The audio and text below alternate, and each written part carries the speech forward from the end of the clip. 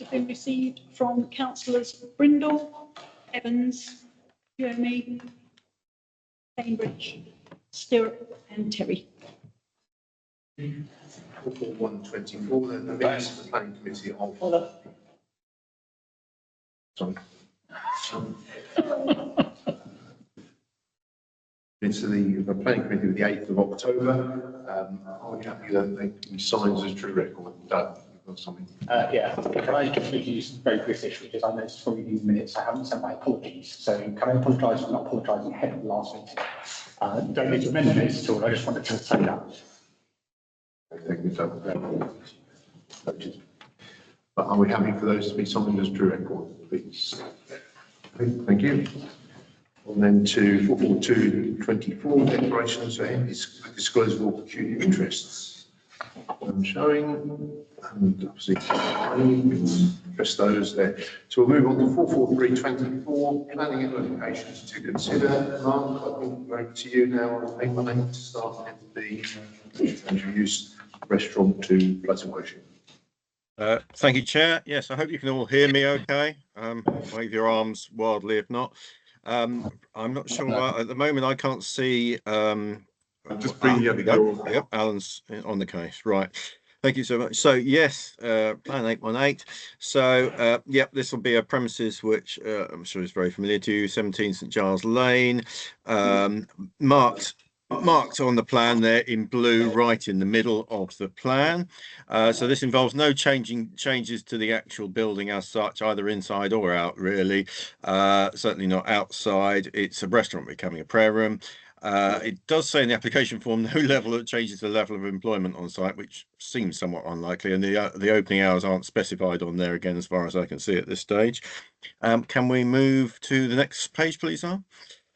So yeah, again, just to confirm the location of the site. So on the top picture there, it's on the right hand side. And if we scroll down just slightly, so that's a front view of the building in question. And if we go down to the next ones. So, and that's the side of it, or left hand side as you were just looking at it. So very familiar premises, I'm sure. So if we can go down to the next bit. So this is inside the building. So no actual change really to the sort of structure of the building at all. Kitchen remaining at the back, and the restaurant area where the sort of punters were seated becomes a prayer room. And back to you, Chair, on that one. Thank you. I think we're familiar with the building. Is there any comments from anybody?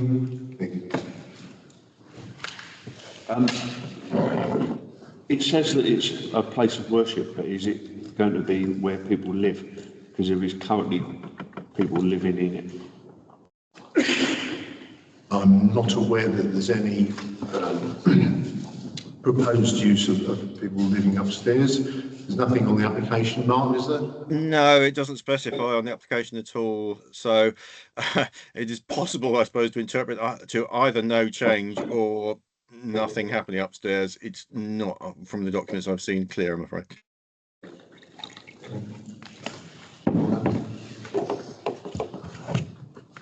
Thanks. Do we know of any proposals to use the place of worship for any wider community groups? I'm just thinking, like lots of churches have got, you know, meet-up groups and that kind of thing. Any ideas? I don't know, Mark, if there's anything specified in the application for... Again, I mean, it's to be honest, you probably wouldn't expect to see that as such on the planning application. But no, there isn't anything listed in the documents so far. So thanks. No, my initial thought would be it's the group that meets in the Guildhall currently are moving to use that as their place of worship going forward. But I don't know the application itself, but if they're not specified, then I suspect there isn't any plans. Are we happy to support? Yes. No additional comments. No additional comments, other than obviously, you know, raise the question of residential is quite silent on that. Yeah, it was. Yeah, I believe that the staff currently live upstairs anyway, so I was just concerned that there seems to be an increase in the number of people in and out that are living there. But if it's going to be a place of prayer, that's going to curtail numbers of. Yeah, the room will be used for prayers, planning application. So happy to support. Okay, thank you. On to the next one then, Mark. 890. This details reserved by condition. So I think this is one we've had before in terms of the Michael Lane one. Yeah, it's one of your old favourites, 17 Limekiln Lane. So yeah, this is purely this is not a new application as such. It's an application for discharge with the conditions that have been placed on it before. Now, unfortunately, with Breckland's new system, I haven't really been able to get into the previous application to see exactly what the conditions specify. But it is a discharge of condition 9, and it appears to be purely on the matter of contaminated land survey, which they have duly produced. So can we go to the next, a little bit down? Just, can we just get that paragraph in before we go? Yeah. So basically, the contaminated land report has nothing particularly offensive to report. Yeah, if we could just go on to the next page now, just to remind you of the premises in question. So it's the small commercial building, which will be in front of that. And yeah, again, if we go down, this is not, as I said, for reconsideration of the whole plans, but just to remind you what is proposed. And as I said, it's just really to say that here is a contaminated land report, and that was one of the conditions of the previous planning application. Is that adequate? Back to you, Chair. Okay, so just for my clarification, they produced maps to discharge the conditions, whether it's contaminated land rather than soil samples or anything like that. There has been a check on soil samples. Actually, if you scroll down, I did rather purely for the fun of it, just put in some of the previous old maps from the site report. You'd have to have a very long memory to remember when all this was just fields. The HN85 map shows it as Botany Bay. Some of you might remember when all this was just Builder's Yard. But yeah, no, there is a technical report, which is, I'm afraid I'm not a specialist, really able to assess, but it does suggest that there has been a sample and that a company is prepared to put their name to reports that says there's not likely to be any risk of particularly hazardous material being found there. Thank you. Any comments? I think it's just for us to note that those conditions have been met. Okay, on to the next one then, Mark. 1023, Mr. Roof on Mill Lane. Yeah, so yeah, if we can just go down to that. Yeah, so this is are we on to the tree works one now? I thought we were. Not? Sorry, I'm just following your pack, Mark. Yeah, so are we going to do Mill Lane now, or do you want to do the academy? The agenda we've got 1023. Okay, yeah. Okay, so that's the one you've got now in front of you. So yeah, Mill Lane, the number 24. It's marked in blue on the blue outline on the plans in the middle of the plan below. So if we could move down now, and on these plans, the outline is marked in red, and it's the fairly clearly the house. Showing the additional extension there. Can we go down to the next bit, please?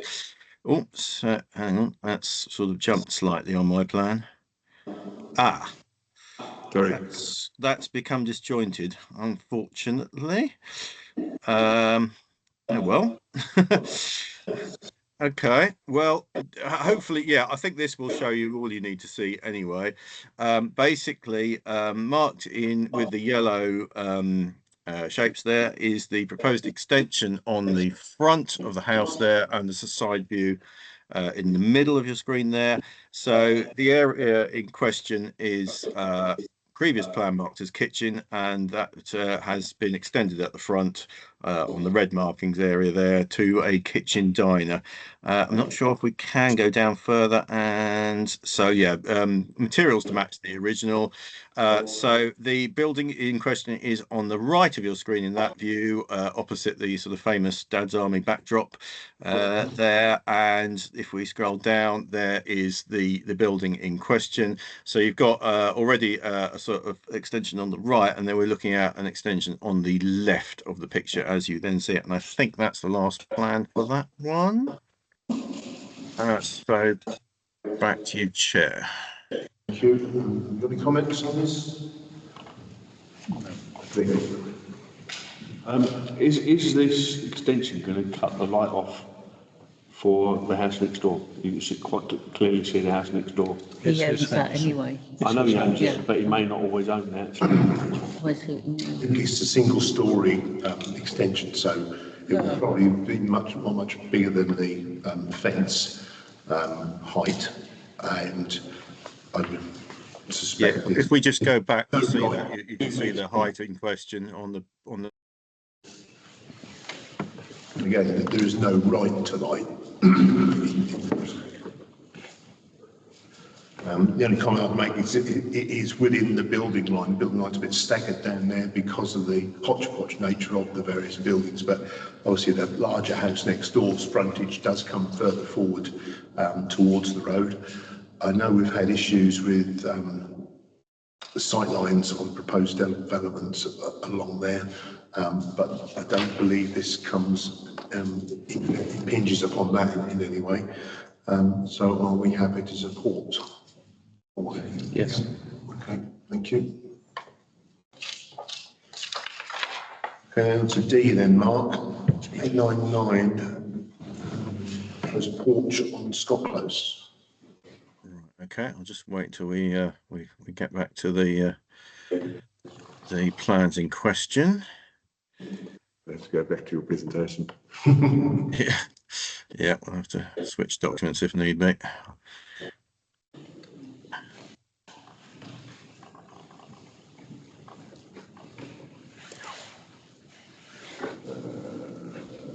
So 899 is a proposed porch side and rear extensions, ground floor only. This is yeah, while we're getting that on, just there we go. Yeah, so this is a certificate of lawful development proposal, so not full application. The householder is requesting clarification whether this would fall within their permitted development rights. So can we see the first section here? Yeah. So the property in question, Hartley Close, marked with the sort of yellow oval there. So according, sorry, can you hear me all right? I'm getting quite an echo. If we could just go back to the text just for a second, Alan, that's all right. So yeah, just from the application form, they're saying that basically is within a residential area, and no particular additional planning restraints should affect it. So it's clarifying that it is within the sort of standard development rights that sort of any householder in such an area would have. So yeah, if we could go to the next bit now, please. So picture of the house on the left, plan on the right with the red outline of the garden in effect, and you can see the three small dark grey squares which is proposed to add to the existing property. So one behind the garage, one behind the main house, and a porch area where the existing front door is. So yeah, if we can go down to the next one, please. Now this is where we're missing the rest of the plans, unfortunately, from the presentation pack. Are you able to show the Word document that I originally sent through? I have got it to hand if I can share it, but I'm not sure whether I'm allowed. Do you want to share it? Do you want to share it? Yeah, I may be able to do this. Let's see if it's let's see if it's possible so to do. So hopefully, if I bring up that, can you now see the Word document with the same map as you've just had? Yep. Yeah, is that fair? So I'm going to scroll down past the things we've already seen. Move on to the plan. So existing proposed ground floor plan. So as I said, it's got the, hopefully you might be able to see the cursor on this, would probably help. So the existing conservatory behind the main house is replaced by a brick built room on much the same footprint. Behind the garage becomes a utility shower room and toilet, and a small sort of porch added onto the front where the existing front door is. If I scroll down, so on the first floor, basically, again, you can just see the roofs of the three patches in question, three additional areas of room, basically. So this is what you'd see from the front. As I said, front door having the additional porch there. And on the back of the building, you would see the two additional bits where the brickwork is shown in detail there. So looking at a sort of slice through the house, again, on the right-hand side, back of the building, that's the conservatory being replaced by a brick room and the porch on the front. And looking through it on the other side, you can see the in this area here where there's nothing at present, there's the proposed additional extension in that area. So if I now stop sharing and return to you, back to you, Chair. Thank you. Any comments? No, happy to support. Thank you. So that concludes the 44324. Now, do we have other lights coming in later? The lights will come in right now. There is a tree. Sorry, there is a tree one as well. I don't know whether that's on the agenda first, is it? Tree planning applications. You've got plan 1004, Thetford Academy. Can you hear me still? Because my video seems to have frozen, unfortunately. Okay, well, yeah, hopefully you can live without me moving, and I'll. Well, I can't see at the moment is the plan on my screen, but what I will do is I'll just look at my screen and continue talking about it from there. So I'll sort of have to ask you, Alan, to sort of try and sort of guess where I am. But if we first of all look at the text at the top and the map of the site, so we're talking about the Academy on Croxton Road, and there is a you're still hearing me okay, folks? Yeah, okay. Yeah, there's the area in blue is the main woodland area, but this application also refers to some other trees around the site. So if we can look at the bit where it says priority 2 and priority 3, so the priority 1 works, I presume, are done because they're now asking for the second and third levels of priority, which are still quite high and need dealing with quickly according to their tree safety report.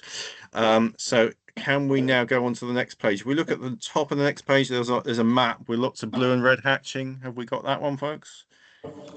Yep. Yeah. Screen. Yep, good. And on there, you'll see in the middle of your screen, there is a sort of blue hatched area with a red zigzag on it that says woodland area, which is the area was marked on the previous plan. So most of the tree work refers to that woodland area. So we could perhaps assume a certain amount of natural regeneration of the woodland in that area. The three that I've highlighted with my sort of yellow blobs with blue outlines are the three trees that are outside that area, but there isn't a sort of detail of any replacement in this application. So there are 12 trees to be felled completely, and there are 3 of which are those yellow blobs outside the woodland area. Can we now scroll down to the lines which say tree number 100, 5 and 112, and it's got that sort of purple column on the right, showing that it is of the level 2 priority. You'll see the 3 that are outside the woodland area to be felled completely are 2 ashes and 1 silver birch. There does see the justification for the need to fell them given by the tree surgeons are listed in the middle there. So that is back to you, Chair. Thank you. So you said there was no plans on replacement of the trees on the proposed plan. Not that I can see. No, I haven't got any sort of. It wouldn't necessarily be included, but it certainly doesn't mention it. Okay. Any comments, please? No. Yeah, necessary evil if it's a safety issue. But interesting, the ones on the front, that one there being felt whether they would propose to replace it. It's high profile. I understand the woodland ones behind. Mac. That was the only point I was going to raise, Chair. If possible, can we ask if there were some replacement trees to go in, particularly at the front? I understand the woodland bit is there's a lot of regeneration in the back there, but otherwise we lose all our trees. And it's notable that, you know, even the tree surgeons have mentioned that a woodpecker hold on one of the trees. So we are losing wildlife habitat with every tree we lose. It doesn't matter that we've got another 10. So can we replace each one? Not necessarily like for like, it doesn't have to be an ash. Just to keep me happy. So we'll support and ask for those extra comments to be made. Everybody's happy? Okay, thank you, Mark. So then we're on to 44524 late planning applications, which I gather we do have some. Yes. Okay. Hopefully you can still hear me. Again, my screen unfortunately has frozen, but we're talking about 1059 Unit 2 Forest Retail Park. Can we get the map up for that site and the picture? Are we on to that, Alan? We are. Great. So again, very familiar premises, marked in blue, the unit in question on the map, and scrolling down, you'll be, as I said, probably very familiar with it as the former Carpetright unit there. It is proposed, so they have planning permission for a non-food retail and restaurant / fast food. This is revisions to the existing scheme, and in particular they're asking for the sort of to get to not be conditions 12 and 13 not to be enforced. So again, unfortunately I can't seem to get to see these conditions on the new Bretland system, but it seems to be specifying a maximum floor space and the fact there should be 2 retail units. What they are going to do is put in a further application which will seek full planning permission for some external alterations and an installation of a mezzanine floor. So I'm looking now at the text, by the way, Alan, that's coming from that. From their planning statement for this application, they say the purpose is to allow the company next to occupy this unit, currently vacant, which will result in new employment opportunities, 15 to 17 FTE posts, full-time equivalent posts, they say. There is also, as part of this application, a justification of the choice of this site rather than one in the town centre or other areas, saying that nothing that they found would meet Next's requirement. And there is a transport assessment which states that they don't consider that the car park will ever become full, even if this unit is occupied by Next in the way that they suggest. So at the moment, there is kind of a watch this space for the full detail of the planning application over what's proposed for the unit now. At this stage, it's more of a, I suppose, in principle decision on whether you would be happy for them to be relieved of the necessity of fulfilling those 2 conditions, which, as I said, at the moment, the maximum floor space would be exceeded by the mezzanine floor, I'm assuming, and we're having sort of 1 unit for Next rather than 2, seems to be the other condition that's been currently imposed on them. So back to you, Chair, at that point. Mark, if I, sorry, Chair. There's also, late this afternoon, the application for the mezzanine level came in, as well as the proposed shopfront elevation. I put that on my screen here. They came through at about 3 o'clock this afternoon. So that application is being made at the moment. Groups, can I? Yeah, no. That one. No, what one? Oh, God, the bottom one. Like, I saw that this afternoon. I think Crystal probably got it as well, being the town councillors and Brecon councillors for that area. And I'm quite happy with it. Just for other councillors understanding the conditions, this was when the sign was developed. Obviously, at that time, there was still concern about the town centre losing units, and so those conditions were put there to try and protect the town centre. As time's gone by, those have been relaxed because those retailers coming to town always saying that they can't find the right size unit or the right accessibility for parking in the town, which is obviously disappointing, but we've been through this hoop a number of times over the last few years. And it's usually the toss-up of do you want them to come or not, and then they're not going to come to the town centre. But are we happy to support the relaxation of conditions and the planning that's come through done? So can you just check that, is this now the basically everything they're going to apply for, or is there another bit that comes to it, Peter? I'm not too sure. There might be other conditions that they might apply for. I'm sorry. The only thing that I thought about, and I think I've discussed with them, is on this site, is at the minute there's 2 exits, but only one sign, and I think we talked about sort of how it might be helpful if there were signs in the other direction. That might be out of the purview of this specific application. I just feel like if this is a chance for us to mention that, say, you know, we think signs to help traffic flows around that site might be helpful. Yes. No, so we'll add Doug's comment then if we're happy to try and aid traffic flow around the site. It does get busy at certain times. I think we all know that, so I think it's probably a fair comment to put that in there, Doug. Nothing further? I'm happy to support that extra suggestion, please. Sure. Okay, Mark, is that the lot on the lates? As far as I know, unless Alan's got any more lates, as it were. No. So then 446, any more decisions of variance? No, there's none. So then, so I think you're probably relieved now, Mark. Thank you very much, Chair. Thank you. We've just got time to refer to Great Thetford Partnership.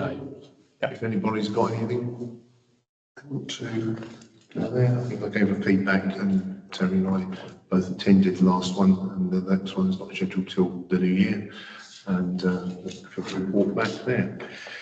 So 44824, progress on actions from previous meetings, and anything to note there? Most of it's actually completed, which is very strange for me to say when it comes to action plans, because I don't get the chance to say that. The only one that's the bottom two, the 23024, we were going to organise another presentation for the beginning of December. I was asked by the working group that went with Pigeon to walk around King's Street to postpone that, because there was a little bit of work that Pigeon still had to do and a little bit of work that we had to do in terms of gathering some data. So that meeting will be rescheduled for late January, early February. And then the very last one is this week. You would have noticed, or last week, that Brecon, the boundary review of Brecon has come out. We're putting that onto the full council agenda for the meeting on the 14th, just to the meeting on the 23rd, I think it is, just to get two Labour councillors to develop a response to that particular consultation. I've looked at it and it makes no sense to me, but apparently it makes some sense to some people, so we'll ask them to come along and explain it. So I think there's two things on that. One is the boundary review that's being carried out, and also on the back burner is the need to start progressing the request to bring the other part of Kingsmead into Thetford, but that request can't be triggered until the boundary review has been completed. But so we keep that on there as a reminder for that. Yeah.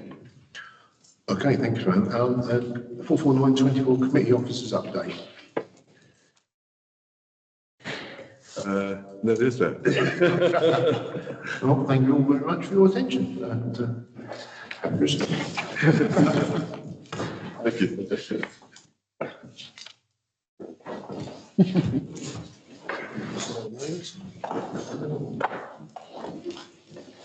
Right. So did that walk around get cancelled then? Yeah. So just as well I didn't go there.